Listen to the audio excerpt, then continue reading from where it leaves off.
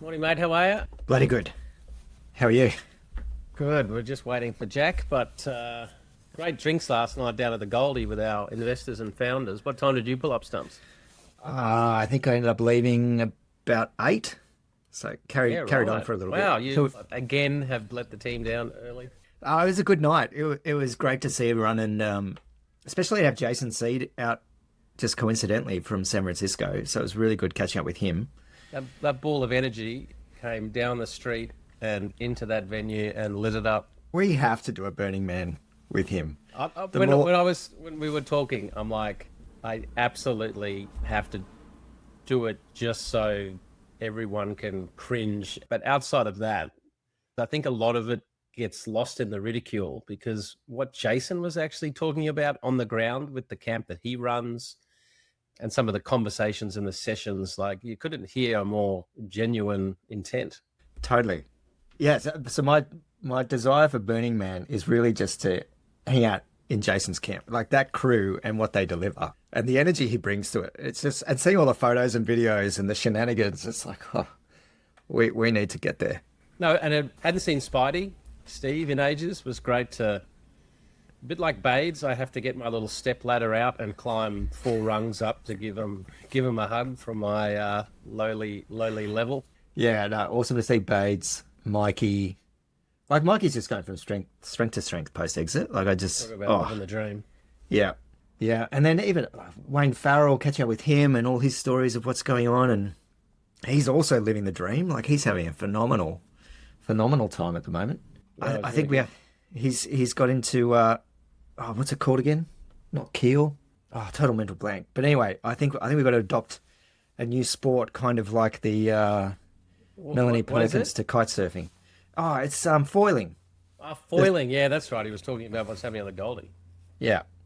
But the crew that he's met through that is just phenomenal as well. So it's given me some inspiration given how hard I find surfing. It's like, Well, given I'm pretty sure I did my neck in drying my hair the other day, I really have to get back into it. I've been on the bike a fair bit and trying to do a run every now and then, but once you fall off, once you get off the wagon, it's just that initial momentum getting back on. well, so we did the Bridge to Brisbane on the weekend, and my training in the lead up was 2 10K runs, but I was going back through my Strava. I haven't done a 10K before that in 18 months. That is just nuts. Yeah, right. Yeah. Hey guys, sorry I was late. I was just on the phone to Peter Cedar. Got to be talking to our great LPs, Peter and Sue Ellen. Yeah. How awesome are the Seedles? We should catch up with Thomas. I haven't really properly debriefed with him since he came back from San Fran, which is ages ago. I've caught up with him a couple of times since. It's been good, but we always need more Thomas in our life, I think.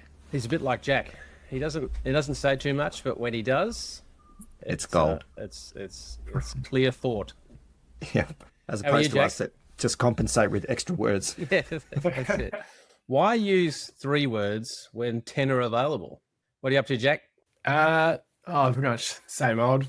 Went to gym this morning and then Mum came to look after Louis, so pretty standard day. Back in a jumper, Jack. Yeah, but it's going to be 24 today, but it was cold. It's still cold at the moment, so. And it's blue sky, like I'm not complaining. Ash might complain about it, but I'm not complaining. Well, for listeners, we should give a warning at the start of this episode that there is no Ash to balance our incompetence. So, That's absolutely true. Did you see my little LinkedIn?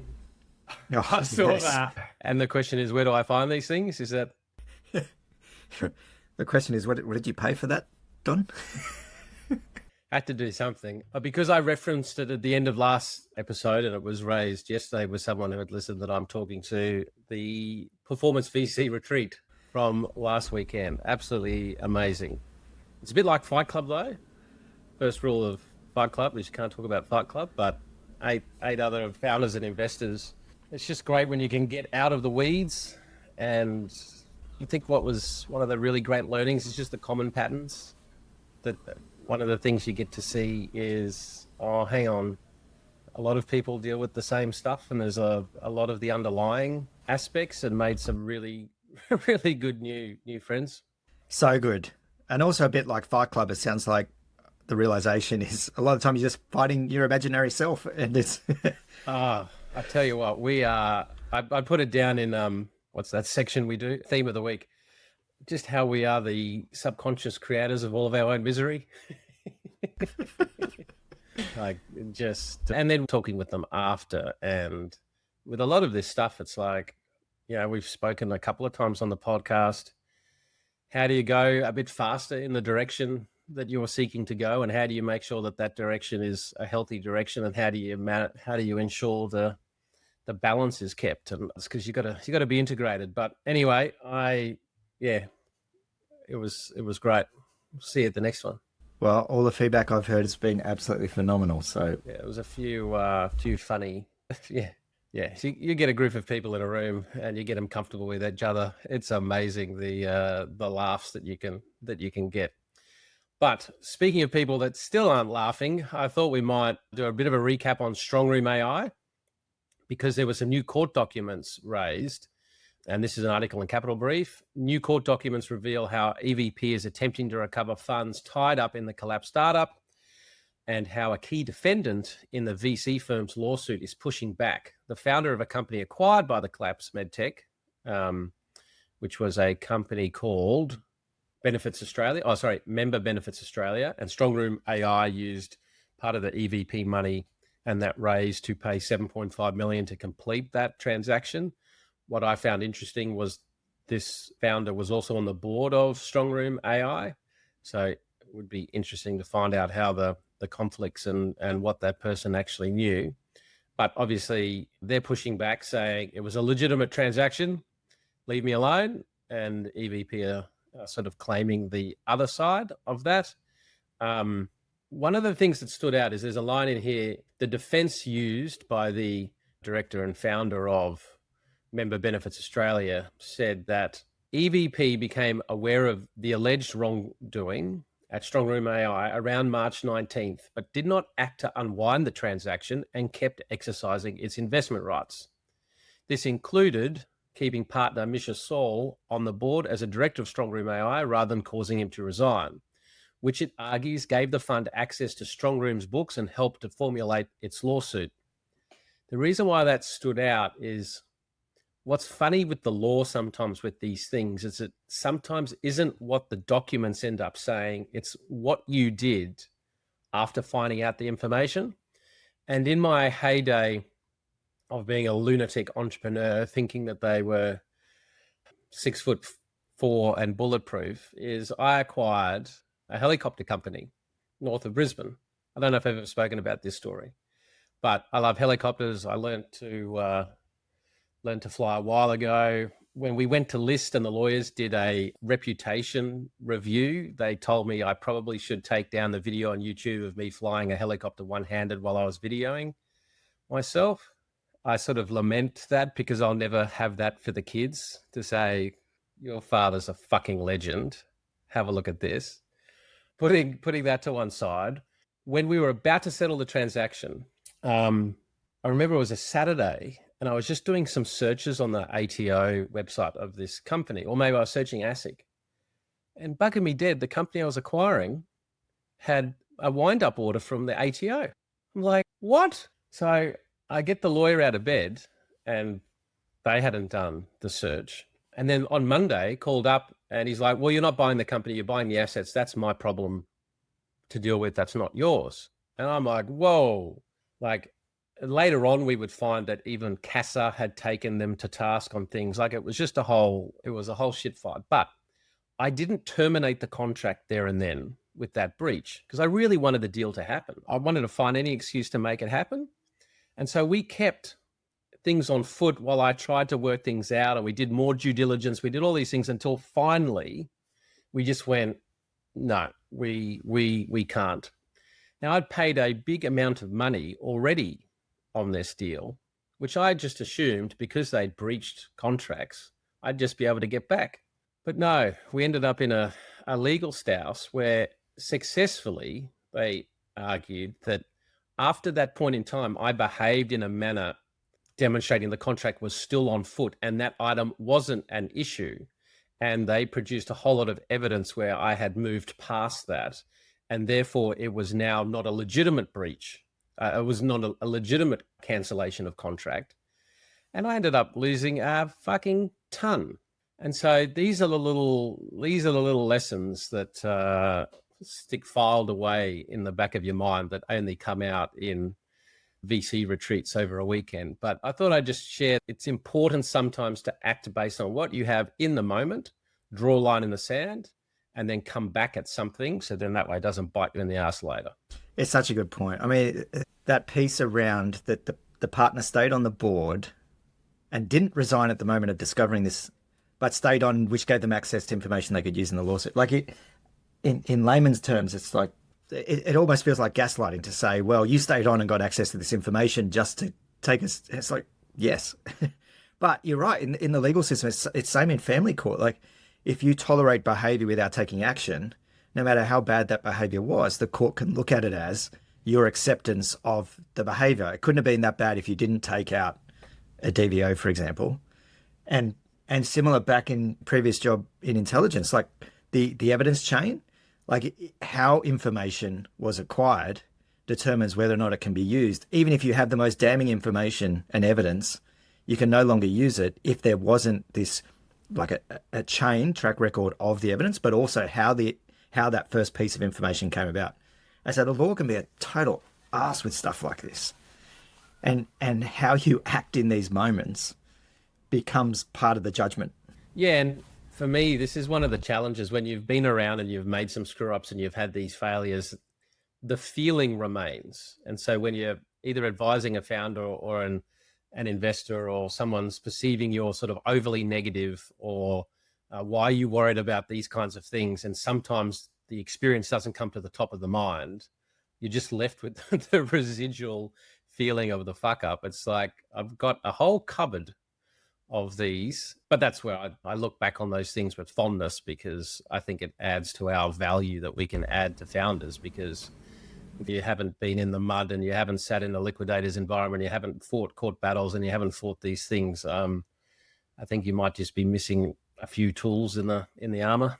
Yeah, it was funny last night. Mick Dempsey was talking about the fuck up night that's coming up. So Selby's roped him in to talk at the fuck up night, and Mick's like, God, I don't even know what to take out of the Rolodex. Like, which fuck up do I talk about? But that when you have these experiences, there's a ton of value from it if you can detach the emotion and the adverse behaviors that might otherwise come from it.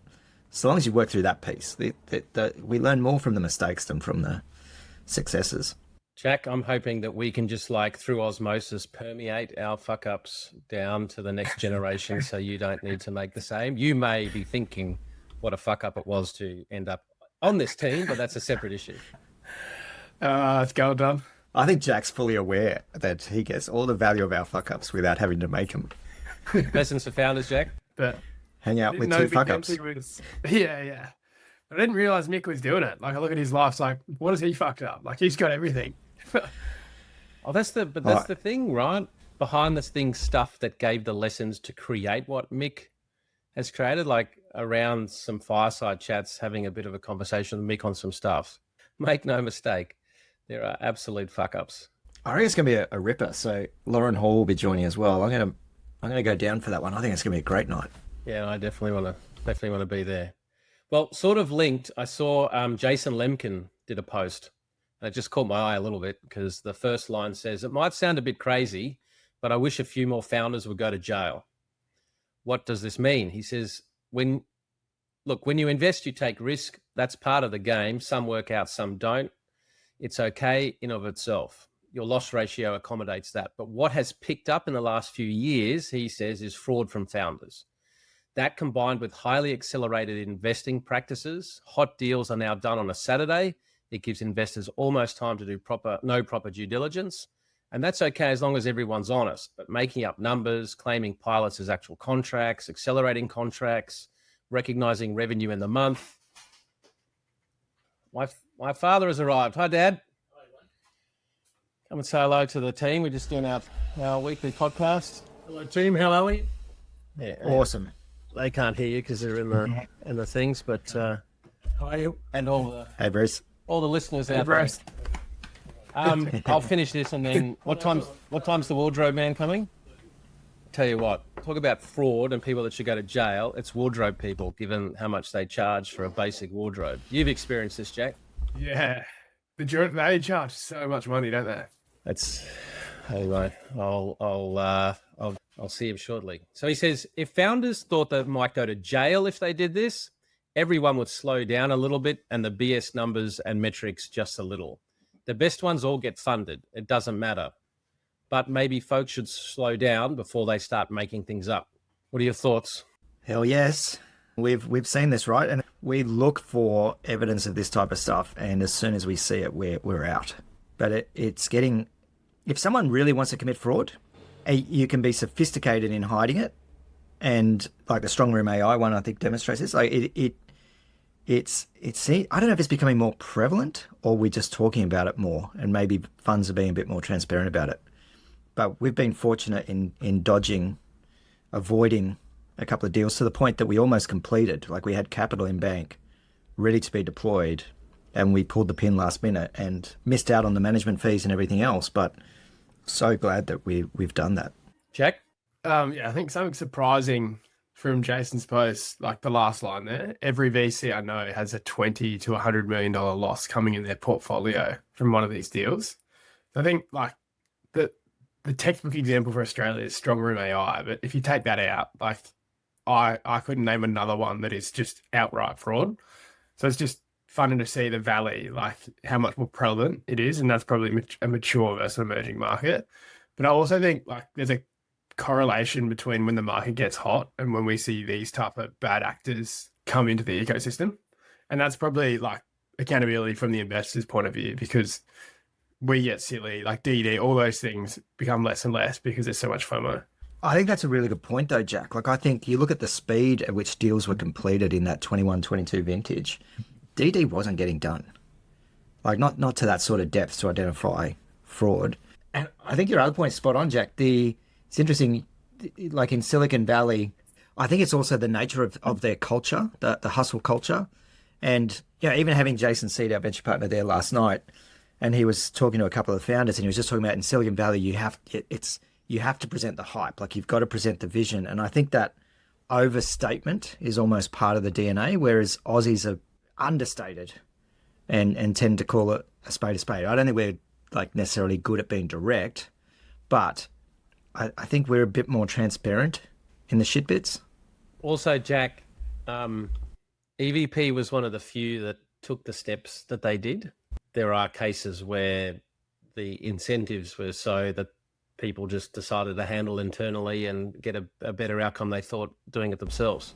Can you imagine, like for a lot of fund managers that don't want to admit to missing something that was essentially fraudulent in their DD and would rather just silently write it off in a portfolio than to actually own up and do what EVP did? Yeah, absolutely. That's what's I think has happened a few times. Now, the challenge is that partly fraud is going to become a bit easier just in this AI, and trust is going to go down, and how you actually trust and manage is going to be difficult. I'm just going to play you this. I asked Ash's opinion first, given that she wasn't going to be on, so I have her comments that I'll add at the end, but removes the need to talk to a woman entirely, and it does this by training chatbots on how you think and act to always be chatting with them. You get an infinite amount of dates that will book your entire calendar, so you can show up to any date at any time you want. Let me explain how this works. So there is a schedule trigger every single morning, and this does a few things. On the top end, it will fetch our girlfriend database. Here we have an Airtable that will keep all of our stored girlfriends. Now this system can have up to 30 girlfriends at a time, and it is intelligent enough not to let the other girlfriends know that there are multiple. Now you technically can have more than 30, but I find when it gets above 30, the system will start to break, and it will just send the girl the JSON prompt for how the AI agent is thinking. Next, this goes into an age filter, so you can have any minimum and maximum age that you want. This will go into a wife score calculator. So this will calculate the wife score based on various different factors, such as responsiveness, schedule flexibility, drama amount, suspicion, moral beliefs, etc. This is all ran through the girlfriend command center. So we use OpenAI for this, and basically it is prompted as our relationship manager with our calendar access. And its typical actions every day are generating personalized messages, considering the previous knowledge base, identifying which girlfriends are fit for rotation, and creating a date brief. which I'll get to later. The key note is it always has to agree with her moral and political beliefs. It has to tell her exactly what she wants to hear. It has to agree with everything she says, and it has to replicate her writing tone and style back to her to make her psychologically fall in love. And all of this data is summarized into sending our message to the girlfriend, and it will send us a rotation alert. And if a girlfriend is rotated in or out of our calendar cycle, we will get notified. I'll explain this in a second. And on the bottom side, every single day, this will check our Google Calendar to see what availability we have. It will extract all of the date information, such as the location, event ID, the girlfriend code, start time, and a summary of what it's for. It'll match the girlfriend to the event, and then we prepare our research topics. So we actually have Perplexity connected to our research agent that will give us any external info that she might not be telling us, such as trauma, psychological insights, etc. This is what accesses our calendar. So ideally, how this will work is it will book dates on every single part of our calendar with our conversational AI bots. So I can arrive at any date, any day of the week, at any time that I want, whenever I want. Now, obviously, we're going to miss basically all of them, which is why we go through the rotation process. So basically, it will come up with an array of different excuses if we can't attend the date, which is likely the case. And if she breaks up with us, basically this will go through a rotation process and replace it with the next available girl on the roster. All of our research on this girl will be formatted, and we are sent a date briefing before we attend a date. This will tell us things such as her name, hobbies, moral beliefs, and anything that she might know about me as well. This way, when I arrive, I don't seem like I don't know anything about her, and I can pretend that I've known her for a long time. If you want this workflow, just come in Riz, and then I'll send it to you for free.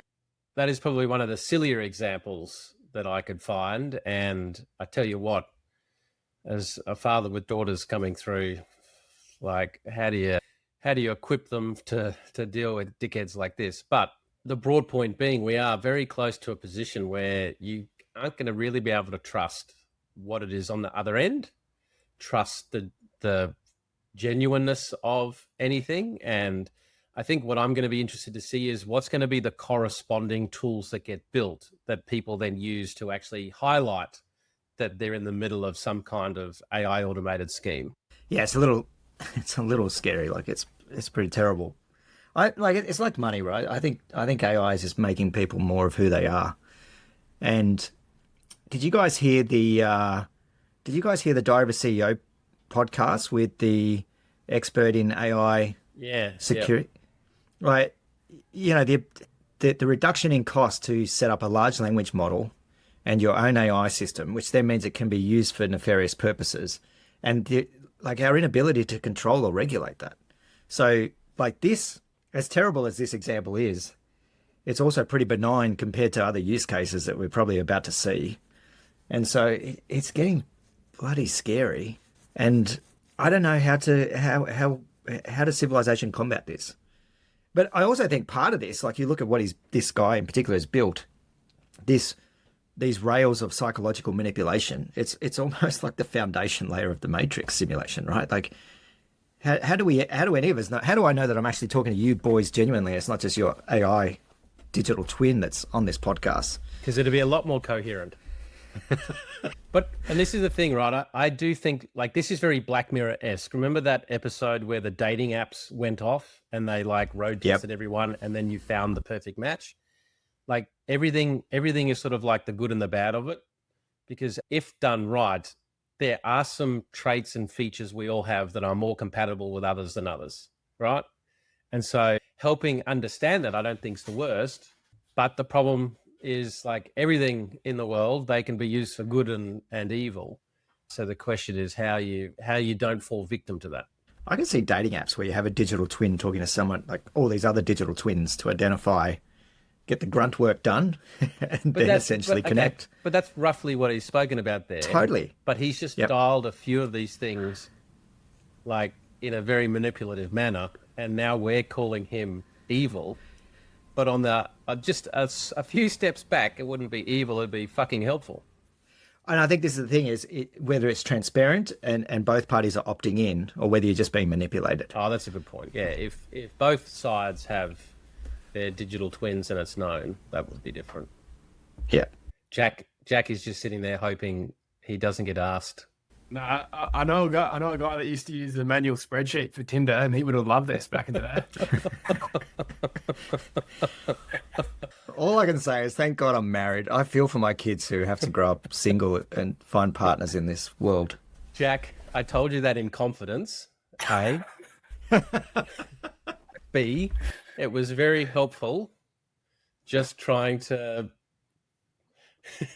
Imagine the efficiency gain done. Imagine if there was like then a AI dashboard on top that. Thanks for the reminder, Jack. Well, partly helped by AI and just the market in general, there was another article that came out this week in Capital Brief, and it says Blackbird takes flight after a bitter winter of flat. After a bitter winter of flat valuations, Blackbird's soaring portfolio is a sign of optimism returning to the VC ecosystem, as long as you have a nice AI angle, of course. Capital Brief quoted Blackbird's partner Rick Baker this morning, who said, "Venture capital is back, baby," he quipped at the Intersect 25 conference in Melbourne on Tuesday. "I think we'll see a lot of venture capital activity for sure." Blackbird released its data showing the value of its portfolio had hit a record 9.9 billion. Like, that's the value of its holdings in its portfolio. Now, they don't say what the cost base is, but at that level, carry is a real thing. Yeah, that's some decent carry. Assuming that gets realized, but that is some decent carry. And so this eclipsed the peak from 22. So we had a little bit of a down and a flat. Now, this is on the back of also the S&P 500 hitting another record high this week. Now, it's also said that the Blackbird portfolio is heavily influenced by its decision to mark up the value of Canva. So they're doing really well, and I think that flows on to what we're seeing in our portfolio as well. It's just reading between the lines of Rick Baker's quote there. He seems to be indexing the increasing VC activity with the current valuations across the portfolio, which is hinting at liquidity, unlocking more capital flow, which I think it's true. I think we're still all waiting for that liquidity to start and the Canva IPO and everything else that might trigger it. But it'd be great. I mean, look, if they realize those types of returns and they recycle back through, fantastic. Like, it will be game on. Well, a lot of the conversations with us trying to raise our little fund from people is like, yeah, I'm allocated to VC and I'd like some more, but I need some liquidity for my other ones. Come back and talk to me then. Yeah, and investors who are looking at their allocation to venture capital as part of a broader investment portfolio, and where they have had these valuation increases, and they're looking at their portfolio allocation on that updated value, capital's just locked up at the moment, and so we need something to trigger that recycling and release. Well, once that liquidity does start to flow in the ecosystem, you're going to see more deals getting done. One of the posts I saw this week was by Peter Walker. It said, proof, VCs prefer a repeat founder. Data from the last 6.5 years show that VCs today increasingly favor founders who have previously founded a VC-backed company. I can see the logic of backing repeat founders more often pretty easily, but I hope first-time founders don't get left behind. So when I saw that, I sort of thought about our portfolio, and I thought, do I have biases in first-time founders versus second-time founders? Which led me to create a 4-quadrant model that you'll see in the charts, because I do think genuinely I try and focus on, can they execute and do they have good taste? But our portfolio is, if you run through it, very weighted to second-time founders. So do we have a bias that we've not spoken about before? I think, like, reflecting on this and how I think of founders, for me, like, there's almost a two axes of naivety, which I think can be healthy. I think sometimes if a founder has been through something and knows all the things and the pain, it might cause them to behave differently. I think there is some virtue in naivety. But then I also think drive. And so if a founder has had successful exits, a nice, one of those rare, true, nice journeys, I think it can change the dynamic of what pushes them to build the business. And what we do talk about a lot is what's the chip on the shoulder or the burning proof point that needs to be validated that drives a lot of founders. So I think for me, thinking of some of our portcos and where I kind of maybe over-index is I look for an entrepreneurial behavior. So they may not have been a startup founder that had an exit, but they've been entrepreneurial from a young age. And I think of like Frances with Giveable, like her backstory from childhood through, there's these demonstrations of entrepreneurial energy. And so I do over-index on that in terms of like repeat founders, but I would be questioning a founder who's had a very successful exit going again. just on the drive. What's really drive? Why are they doing it? Unless it's Bertrand. Yes. Well, I'm thinking of Chris Milligan too, one of our venture partners. Had an exit, goes again, and from day one is building with the end in mind, taking all the lessons learnt, and arguably about to nail it for the second time. Incredible, hit record, strike rate. Yeah, but it's rare. Like that one that we did with Vu, the IM was effectively a page, and it just had the names: Gopi, Vu, Andrew. Please send money. Like Same team, same strategy. Yeah, it was the Blackbird pitch deck. I think the reality is you can't substitute experience. But if we were to then go out and say on our internal checklist is repeat founder, like that's never going to happen. And if that was the blanket rule, you're going to miss so many outlier founders. When I think of like the 5 most valuable businesses in the world, half of them are all first-time founders. Like look at Zuck, look at Bezos, like all these guys were unproven and then found a way through to fight to the very top. Yeah, I think that's a good point. Yeah, so I think we're saying that we don't have a bias, even though our other criteria and what we're looking for in a business has over-indexed us in second-time founders. Yeah, and like for any first-time founders listening, like pitch us because we absolutely want to invest in you, and it's not something that we need to look for to see proven experience as you as an operator of a company. And I guess if I just think about it, if it is I genuinely don't think I've ever thought of it as sort of, I haven't gone, first time founder, so we're going to have to go and do these things. Just in the back of my mind is like, is there a level of coachability where we can engage in a conversation? I don't need them to go and just follow what we're telling them.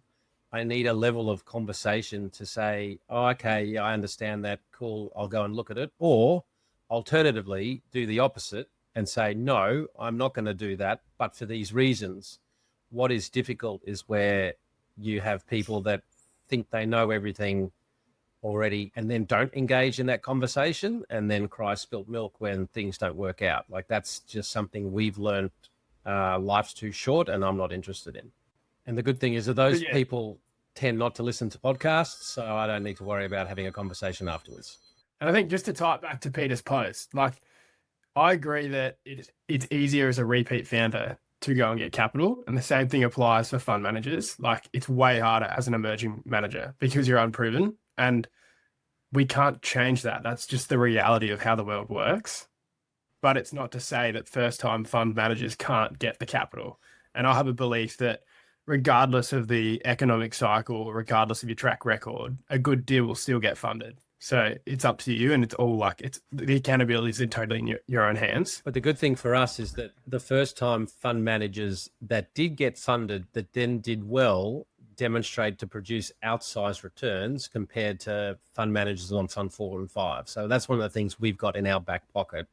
Plus, we've got a portfolio that in the last half of this year has just gone from strength to strength. And so the question I would then pose to founders is, if you're a first-time founder, what are the proof points that you can pull on, like we are, to demonstrate that even though I may not have certain things you may be looking for in other deals, I still have all of this great stuff? Totally. And just building on that, like for the first-time founders that might be listening, our practice here, well, we've been founders before, we've sold companies before, but starting a VC firm is something new, and we are judged on our experience of running previous funds, not the other stuff. But what we live and breathe, through our strategy, through our ops, is consistency of doing what we said we would do. And I think for founders that you have to build trust and earn respect, and you have to demonstrate certain behavioral characteristics to do those things. So if you're a first-time founder, I mean, number one, build a great business, because that will trigger the investment. But do the little behavioral practices that successful founders also demonstrate, which is consistency of behavior.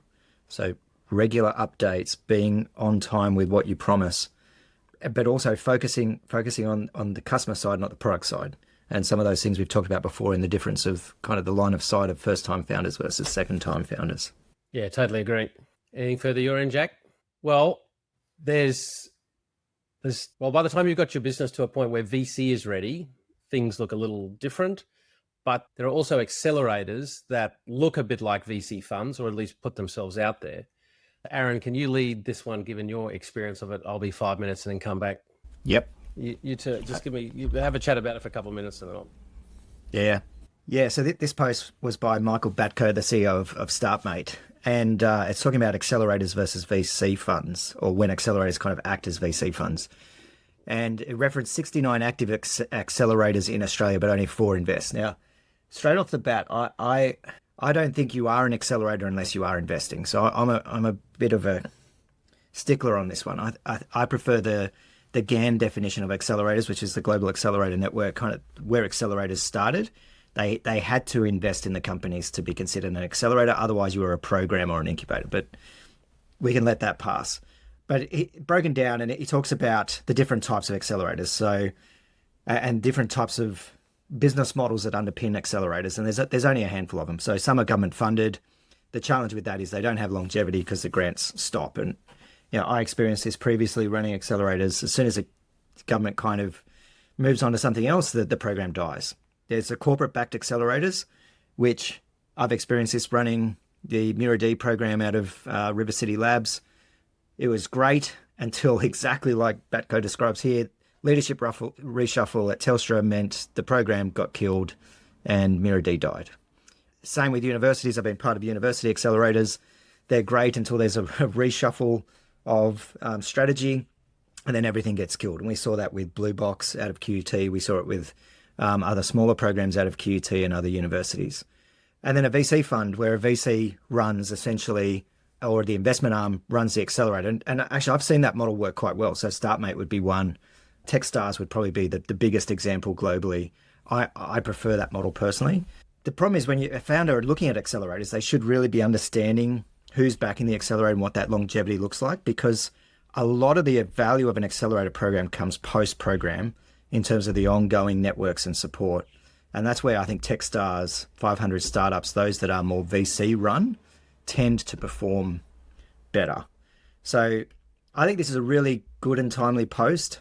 He does also break down the kind of investments that are made for the returns. One thing I'd add there for founders looking at this, like don't choose a program based on the capital that's made available or the investment. Choose the program for the value that you will receive. Like, how will this program lift the value of your company? And the terms. I don't know if you've talked about it when I left, but like that Techstars one with what he described there, like that could be a problem in the future, couldn't it? Totally. And absolutely. Some of these have different clauses. Some ratchet back program fees out of their investment. So it's basically just channeling investment funds into their own revenue line for the accelerator company. So just like anything, you've got to go and speak to founders that have been through it, get some testimonials, do your research, make sure it's going to be a fit, understand why you're looking at the program. Don't do it just for the money, like all the common sense type stuff. And in the family office the other day, 2 founders came in and pitched, and it was an accelerator not on this list, but I knew the terms, and the terms are catastrophic, pain in the ass.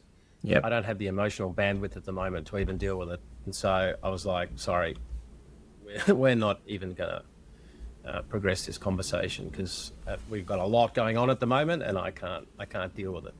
And that was upsetting to them. It was upsetting to me, but some of these accelerators and their terms, we just learned, just don't even bother. Yeah, it's gotten better in Australia, I think, purely by virtue of COVID killing a lot of programs and a lot of what is in this post about the funding cycles ending and so programs cycling out. I think particularly university programs in Australia for a long time had a bit of a bad reputation for their clauses, just making it almost impossible for companies to raise capital post-program. So, yeah, founders, please go in eyes open. Even if there's a big name sitting behind the program, don't just assume that it's all good. You've got to make sure it's not going to screw you over. You got anything, Jack? Nothing to add there, Don. Well, Aaron, you found another thing here? Yeah, I added this in when I saw that last one in the talking points. So this was a post that was made on LinkedIn by, I've got to get this name right, Eric Partaker's founder and CEO Accelerator. And it was then shared by Simon Horn. And basically it just maps out so kind of like definitions of angel investors versus VC, PE, or strategic investors, and maps out typical deal sizes, what they look for, how long it takes to close them, what you give up, which I don't like that terminology myself. Like they're buying into your company, the value they offer, exit expectations, and red flags to avoid.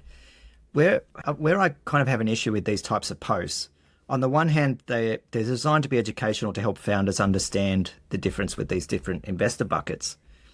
But indexing to this can be a bit of a mistake because you look at, they've got angels, typical deal size, 25K to 500 per investor.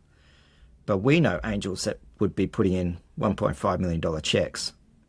And so it's just the point I'm making on this one for founders is it's not as simple as what is presented here. There are VC funds that will come in as day zero investors, pre-seed. There are angels that act and behave in terms of deal sizes and mechanics, much more like a VC. So just take these things with a little grain of salt. Don't rule them out necessarily in this way. And Dot, it reminds me, one of the things we take founders through is thinking of investors in these buckets of kind of like those that know you, those that know the problem or industry space, and those that know neither and have to build conviction. I think different models like that are actually a little bit more helpful. But I just wanted to call out that fact that there is so much variance in this data. It's not as simple as what's being presented here. No, that's good. Well, theme of the week. Who's going first? Jack, you go first. I have to remember mine. I've got to remember mine as well. I don't remember the takeaway, but the theme has just been finishing the memo. So I've just been head down doing that, hoping to get it all signed off and ready to send out tomorrow. So what's the lesson there? So what's the underlying? For me, it's like don't like time blocking and like not trying to do multiple things at once, because writing a memo like takes all of my brain.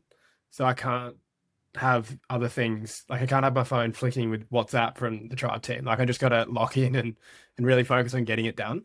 So that's what I think there is probably a lesson there for founders, but like they can find that themselves.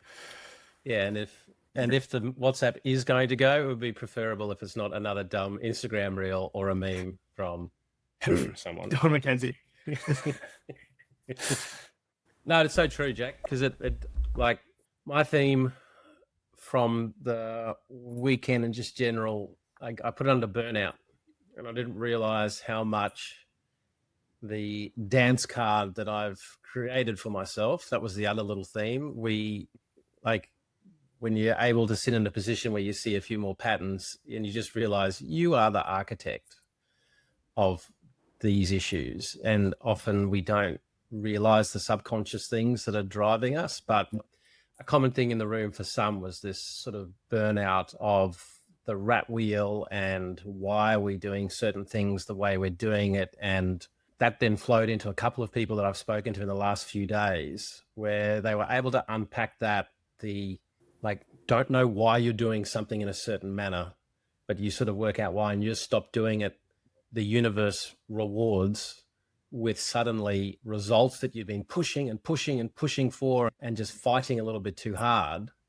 When you came in it with just a different approach, whether it be your team, whether it be your spouse, whether it be whatever, suddenly the dam breaks and perversely you get what you wanted by doing the opposite of what you were doing before.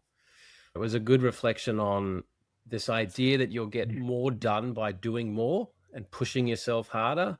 In some areas, that is true, but you just got to be careful that you're not applying what works in one field to other areas where actually doing less and having a clear brain and clear space is going to get you more. That's a powerful one.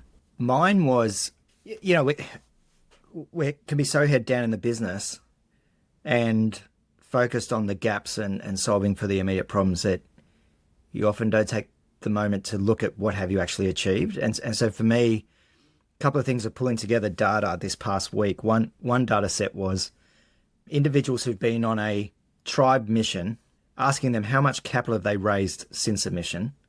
And same question for those that have been to the Growth Summit offsite.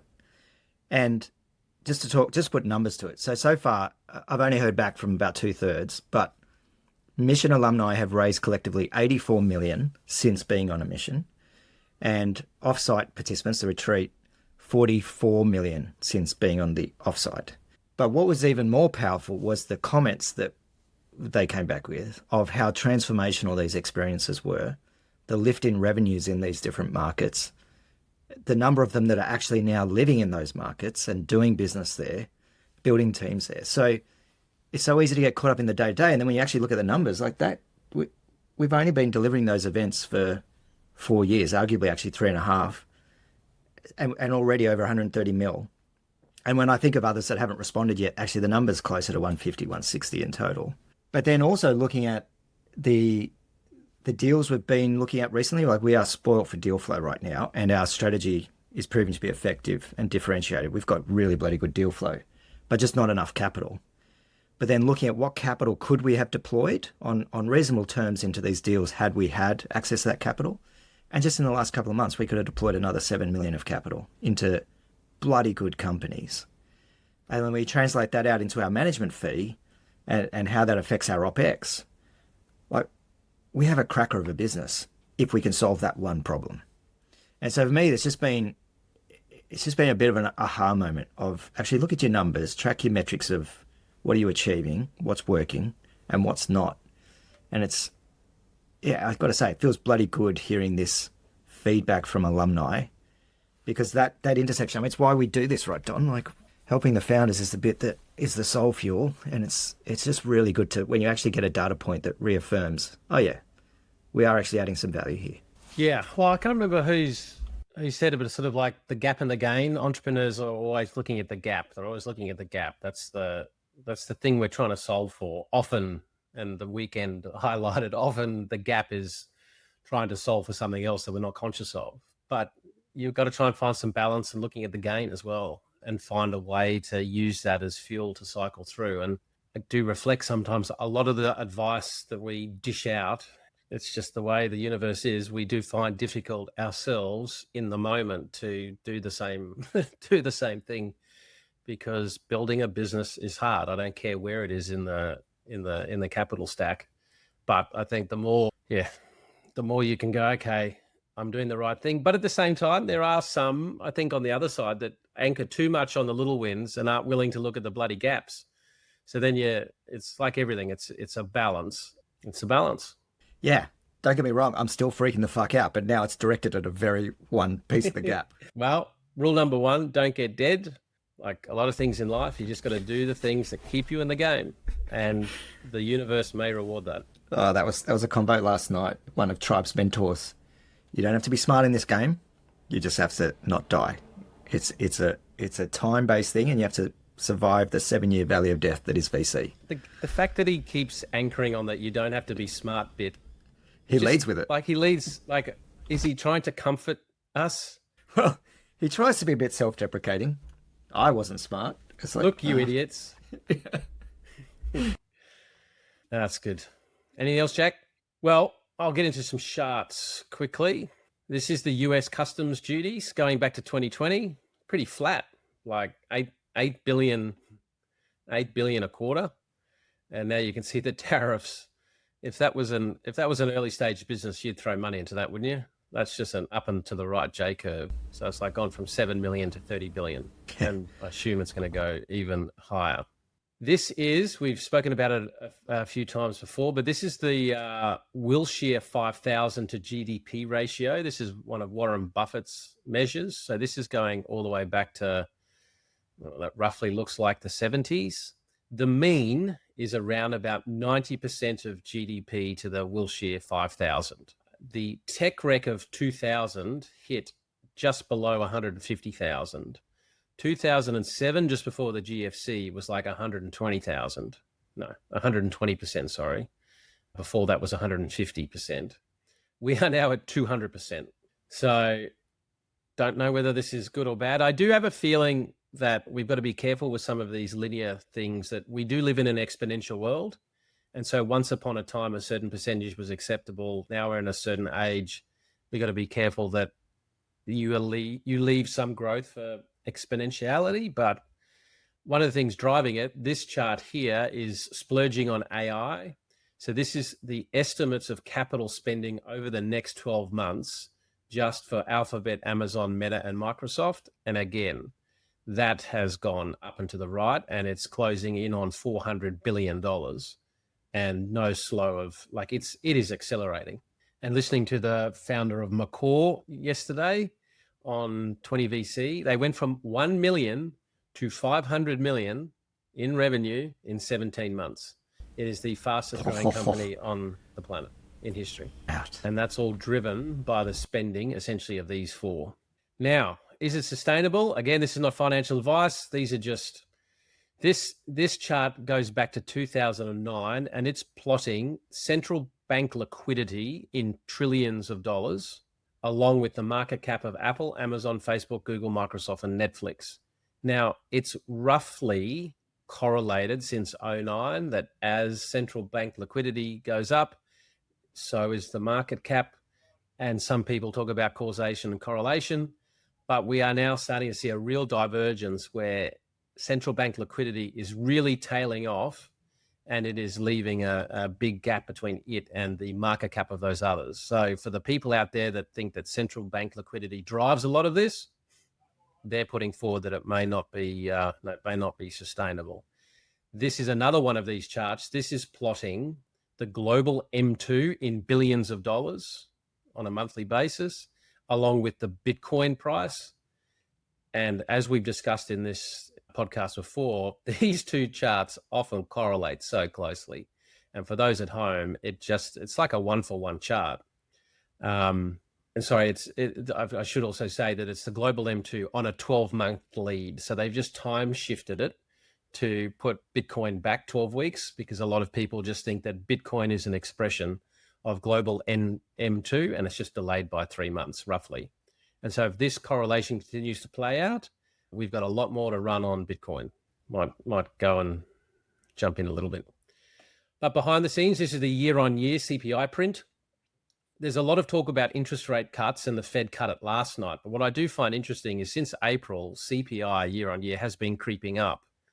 But when you look at it from May 2023, it has been pretty cyclical. So I wonder if there are things behind the scenes that are giving the Fed a view that, no, she's about to turn and go down. Because if you look at this chart here, this is the expectations of the market's view of what the interest rates are looking out to the end of 26. And they're forecasting another at least 1.2% fall in US interest rates.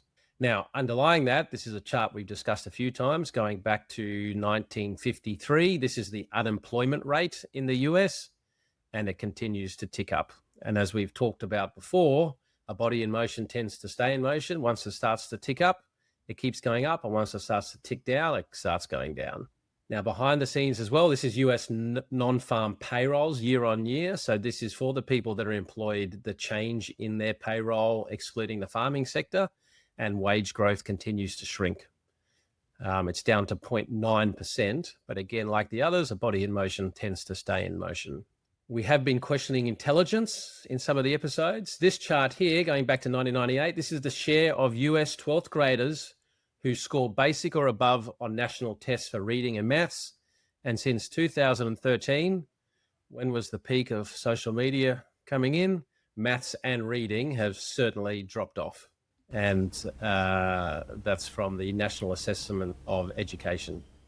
Pretty much since the internet became mainstream household, it's just been in decline. Yeah, me read good.